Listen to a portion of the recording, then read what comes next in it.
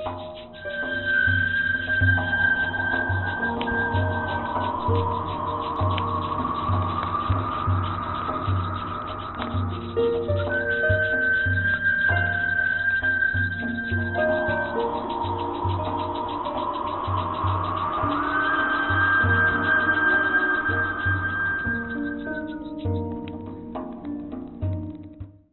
welcome back to the IAM Symposium. And our next guest is one of my favorite people in the world because Lindsay Rael, and she's got all PhDs and all a bunch of things after her name, but is truly one of the most gifted healers that I've ever encountered. And one day, many, many years ago, I was sitting there crying my little eyeballs out in Colorado and writing books that no one would ever publish or want to read. And that's when we learned that, you know, there was this other personality that could come out sometimes and really lambaste the world. But Cindy took it all in stride. And one day she said, I think you should come meet my Swami and he can heal your broken heart. And that's when our relationship took a different turn because we had the shaman pass together in Peru. Mm-hmm. And she went one way and I went both ways. So welcome, Cindy. And she's going to share with you some things about how to negotiate tumultuous winds of change. And, you know, sometimes these winds can come over the wall unexpectedly, not in your plan, and still as a spiritual teacher, leader, healer, you have to walk with integrity, and I watch Cindy do this. Well, I'm always having fun talking to you, first of all, Renee, and I love doing your IAM Symposium talks and so on. But it has been a tough one for me lately. Yeah, I'm a healer. That's what I've done full time for 20 years, and studied it for 20 years before that. But you know, this last night, like 8 months ago, I got a breast cancer diagnosis, and it totally threw me. You know, first of all, I knew the divine was with me. The way I knew I had breast cancer is because I was asleep one night and a voice said to me, check your left breast. And I immediately woke up from that. And I just laid my hand on my breast and there was a huge lump there. And, you know, if the divine wakes you up in the middle of the night to tell you to check your breast, you're not going to say, oh, a lump, I guess it's nothing, you know. So that started the whole thing. And indeed it was cancer, and a large enough cancer that I had to spend time shrinking it and all this other kind of stuff. So it completely turned my life on end. I normally spend 6 days a week talking to other people, helping them, doing healing. And here it was, I had to just sort of take time out and heal myself. And that, I think, is, as a healer, that's one of the biggest challenges there is, because we're so used to putting it out into the world. We're so used to taking care of everybody else. We're so used to being nurturing to them. And we don't really create the space and time in our lives to receive the nurturing back. It's not our, like, MO, you know, like, we don't see it as that's the way to do things. But this forced me to do it. And I think before anybody gets forced to do it, they should go ahead and do it anyway. They should create that space. And so I think my message today around all of this is to absolutely love yourself. Love yourself enough to do self-breast exam. I didn't. I was you know, paying no attention. Love yourself to take the time and space to give yourself what you need. Love yourself enough to take the time in your life to find what is nurturing for you and engage it. Schedule it in if you have to. Because that love for yourself, it's really growing in me now in a way that I didn't think I needed. You know, we've all done this work for years and years and years, and we think we've worked all our old issues, and we've forgiven our mother and father, and, you know, whatever, you know, we've gone through all that, and we think, yeah, I'm doing pretty good, you know, my life's pretty sweet. And then a piece of karma, you know, shows up somewhere in the body, and you're like, what? Why is that there? And then it's time to really dive in and find out why. And for me, it was the left breast. So that's about receiving nurturing. Hello, you know, you gotta pay attention to these things and really see it. And then once you love yourself, then just my next thing was to figure out how to be love with what had come. How do I love the breast cancer? How do I know for sure that the divine brought me this to increase my soul energy? Because everything we have in our lives, the divine is bringing us to increase our soul energy. There isn't another reason for anything happening to anyone. It's all karma. You know, if a healer tells you, well, it's your karma, well, duh, that's 100% right, because it's 100% true all the time. It is our karma. And how do we get through that is we do it with being love, staying love through it, and finding the peace in it that our soul is really wanting, how it's wanting to advance.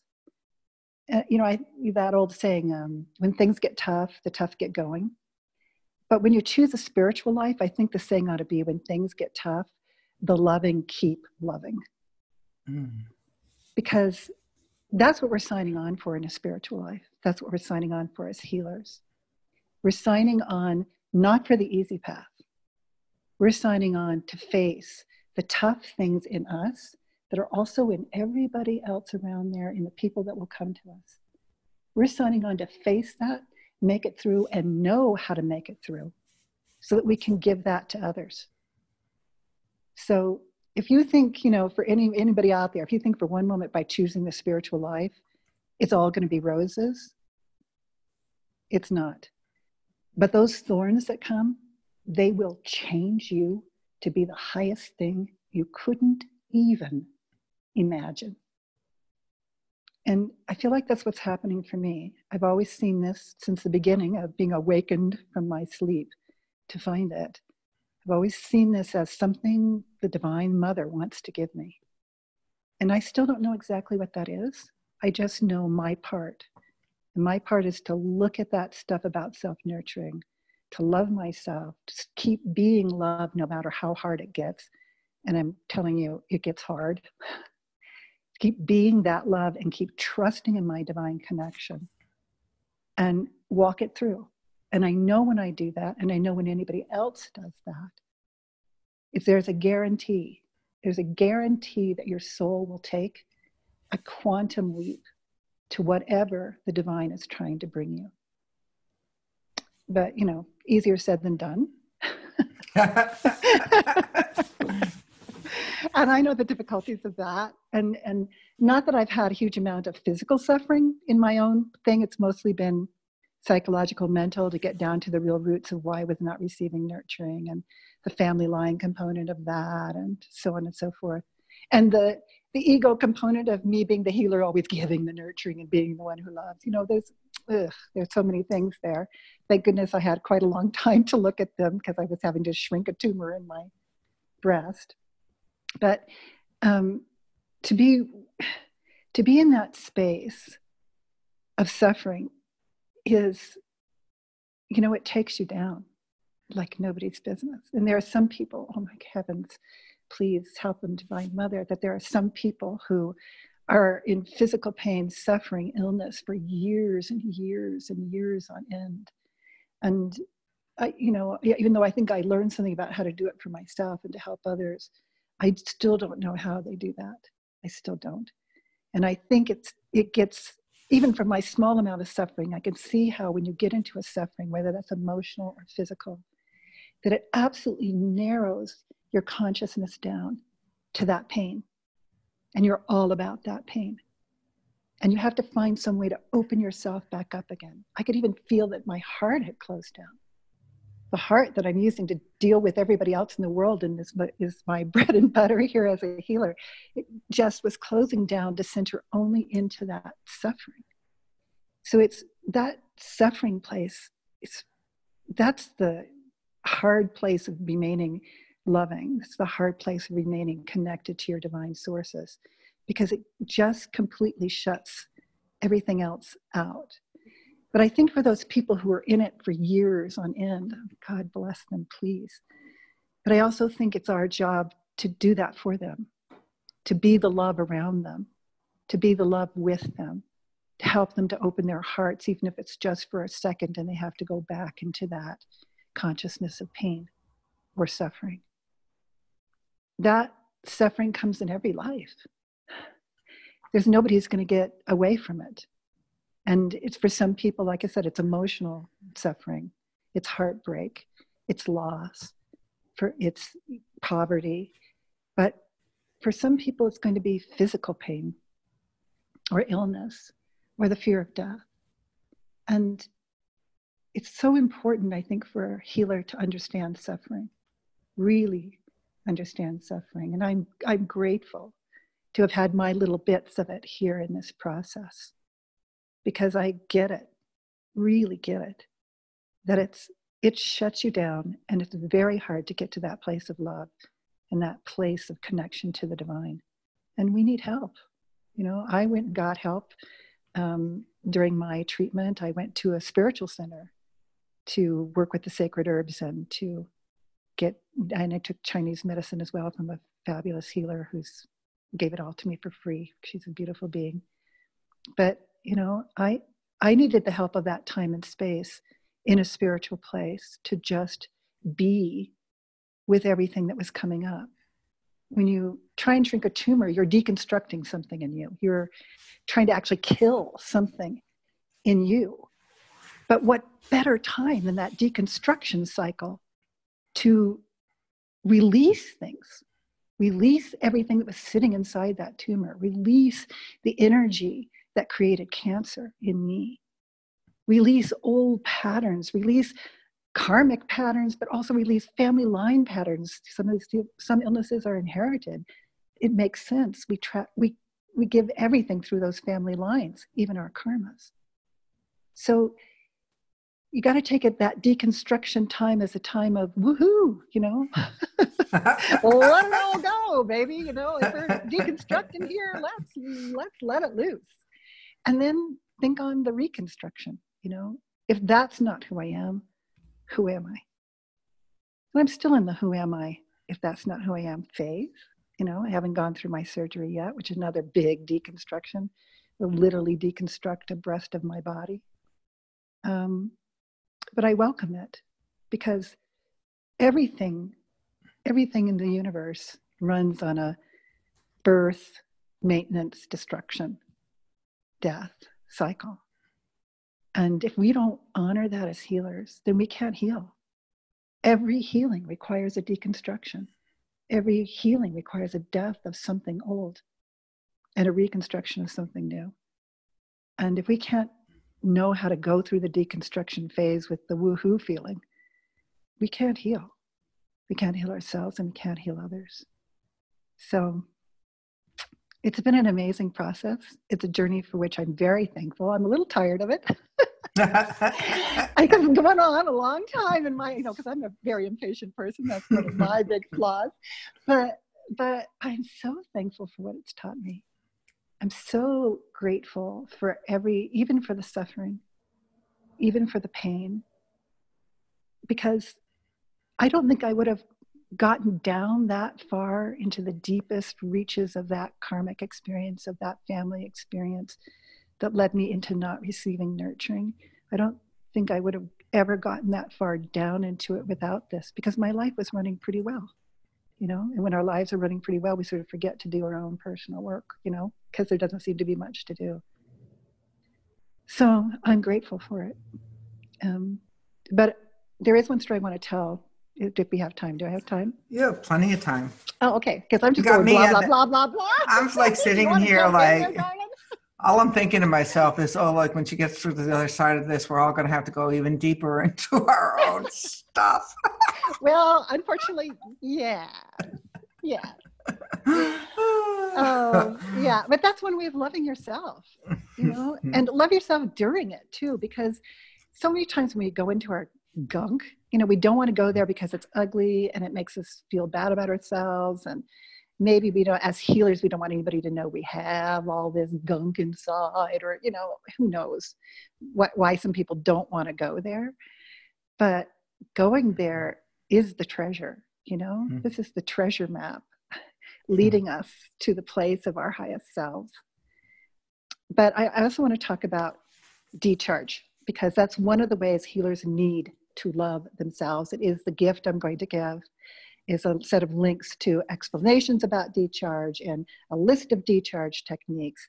They're quick and easy ways to let go of negativity that you've encountered either in your day or as a healer. Every healer should decharge after every healing is my deep, deep belief. It's the understanding of my system that comes from Swami Kaleshwar that you were mentioning earlier. But it is a true act of self-love. And it can save your life as a healer. And here's my story about that, is that a year and a half before my breast diagnosis, my cancer diagnosis, I went to spend 2 months with a friend of mine who was passing over from metastasized breast cancer, gone to bone. And it was a 24/7 job for a couple of months. It was my great honor to attend her in that. Excuse me, I'm still getting a little teary about that. She was a huge divine soul. She still is a huge divine soul, just on the other side. And I would have never given up that for the world. That's one of the most meaningful experiences of my life, was to see her through her passing away from the metastasis of breast cancer.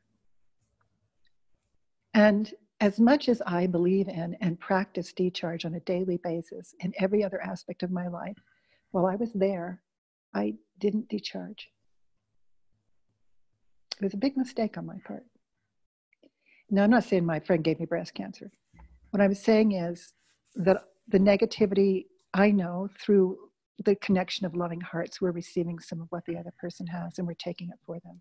That's what we do as healers. And I had my reasons. I had my excuses. We all do.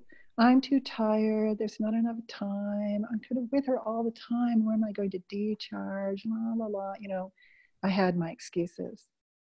But when the breast cancer diagnosis came, she came in a dream to me. And she told me, you should have decharged. I can cry. Yeah, let's cry. Everyone can cry. It's okay. Sometimes we have to cry. It's good for the soul. And I had to think about that, you know, like, well, duh, you know, why didn't I? I preach this to everybody. I think it's the most important thing in the world. And there's no way in heck I think my friend gave me breast cancer. It's that by taking on that negativity, what was already a seed in me came to fruition sooner in my life than it might have. That's what happens when you don't decharge. The negativity that you receive propagates those seeds of things in you. And to have my dear friend even say it to me, like, you know, come on, you should have done this. It really woke me up in another way. I got a lot of awakenings in this process, because I do decharge as a healer, but am I doing it enough? You know, I do decharge in everyday life, but am I doing it enough? And when am I using my excuses? I'm too tired. No, it was, you know, I worked so hard today. I just need to have a glass of wine or whatever. It's my go-to solution in that moment. So I think every healer needs to hear this. Every loving heart out there needs to hear this, because our loving hearts are what are connecting us to the other being. And when we're connected, we're sharing. That's just the nature of how hearts work. And you're sharing the good and you're sharing the bad. And we really need to release that bad, that negativity, that negative energy that is not serving us and not serving them either.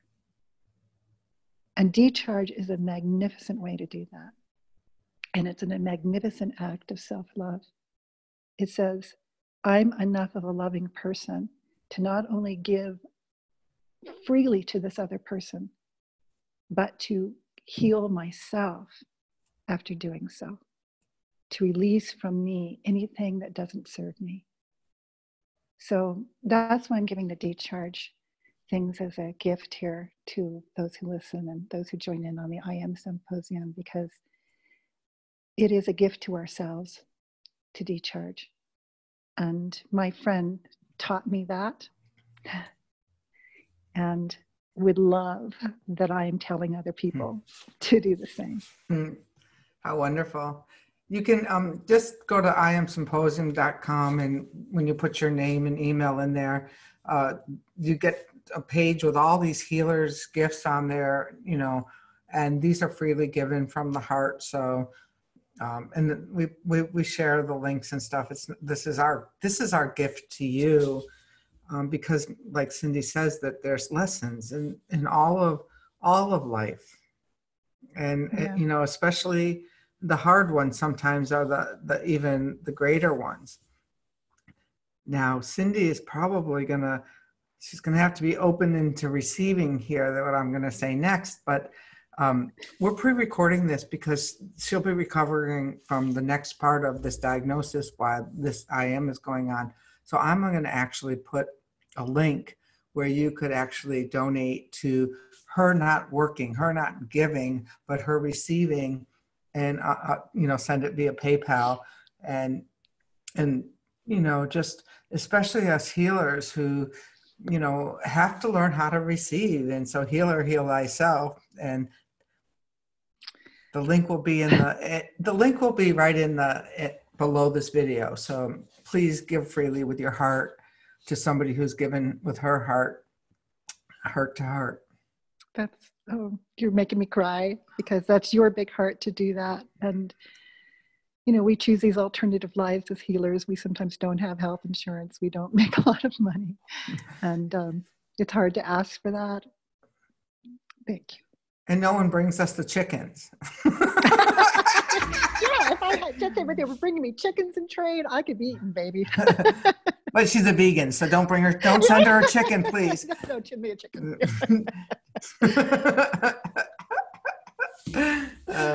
And I say that with my open-heartedness and absolutely, totally respect you.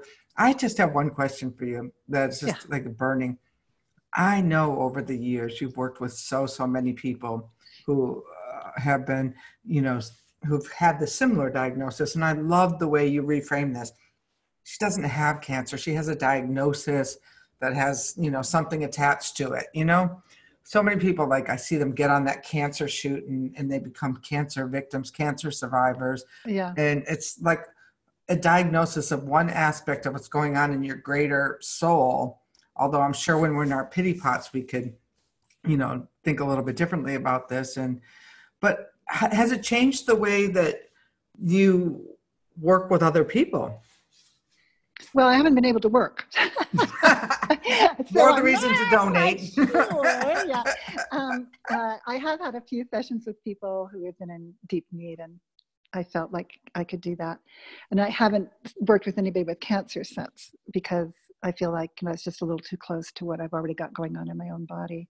We are made of the 5 elements. When we mess around in the 5 elements of other people, our 5 elements respond to that. So I haven't been doing that work.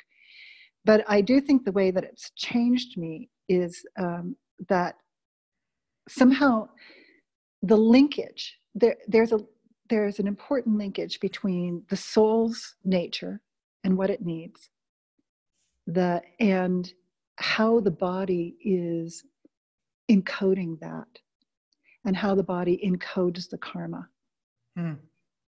Because that linkage is so important. I consider myself a soul healer. I work at that soul level. It's working way upstream, you know, from the disease itself. It's working way back there. But that link between how karmas engage into the body and how you can do all sorts of emotional and mental and spiritual work, and still the body carries that energetic of that karma. That I've been really looking at in myself, and really starting to understand, what does it take to not only, you know, shift the soul's movement of that flow down the stream, but to help the body to be able to release that as well, to help the body to deconstruct the encoded aspects from our childhood, from our DNA, from our family lines, because those are the slowest to change. You know, you can change spirit like that. Soul will change with the moment it has a light. The moment it gets it, boom, soul will shift. But then it has to flow all this water, you know, down the stream, down the stream, down the stream to finally change the course of the stream. So I think I'm getting how to make that link a little stronger, a little quicker, a little deeper into that body encodement piece. I've seen it in myself. It was part of the work I was trying to figure out because I was trying to shrink a tumor by doing basically spiritual work and sacred herbs. So the way I would do it with anybody else, right? But I want this physical thing to actually show me it's changing in that process and do it pretty quickly. I don't want to spend 2 years shrinking this thing. So I think I'm getting a handle on that. You know, it might take me a little longer to be able to speak about it more directly and precisely, but I think that's the piece that's shifting for me. Well, I, for one, will be interested to see the work that comes out from this. I mean, I know your work is soul deepening. One of the things that I was, when I was doing a wind walk last night, I was thinking, because I pre-recorded several of these, and I was thinking about how lucky I am that I get the back conversations of each of these people. And, you know, I just honor and respect everybody who is part of this IAM symposium. And that's why they're here. That's why they're selected. And even greater that Cindy goes, well, I haven't been feeling great, but I love your symposium and I love the people who come to this. So I want to be in. And so I'm really deeply honored that you made this time for us today. Oh, it makes me happy. I hope it's helped somebody else. And if there's somebody's out there dealing with any kind of illness or any kind of suffering, really, my heart goes out to you. And I'm sending love and joy and healing in this moment to you, whoever you are, because this is the tough stuff of life, but it is ultimately the best and most important lessons you'll ever get. Wind blessings, everyone, and stay with us. There's more to come this afternoon. So thank you, Cindy. Thank you.